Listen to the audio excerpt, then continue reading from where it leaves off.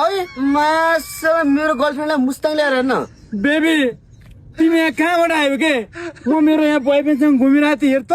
कहाँबाट आइगेछ नि त पछि पछि घर मैले तिमीलाई मजाले बस भने होइन हेर न पाथर अझ मोटा कुरा चाहिँ ज्याममा हानेर मलाई चाहिँ घरमा बसालेर त चाहिँ यता मोज मस्ती गर्ने मैले तेरो गु धोइदिनु पर्ने उता हग्गा टाला धोइदिनु पर्ने तेरो पेन्टी धोइदिनु पर्ने ऐ मासाला पेन्टी धोएर के ठुलो कुरा भयो त बेबी म यिनको त पेन्टी पेटीकोट समित सबै धोइदिन्छु होइन बेबी अनि त माया त यतिको हुनु पर्यो नि त मुर्दाहरूलाई मैले घरै बस मजाले खाना पका छोराछोरीलाई हेर भने होइन त मुर्दाहरूलाई फेरि यहाँ आउनुपर्छ मजाले राम्रोसँग घुम्नु नदिने के ए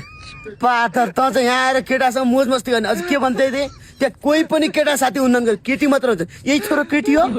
होइन क्या बेबी आउँदाखेरि त हामीले दुवैजनाले केटीको कभर लाएर आएको थियौँ अनि यहाँ आएर फेरि उहाँ त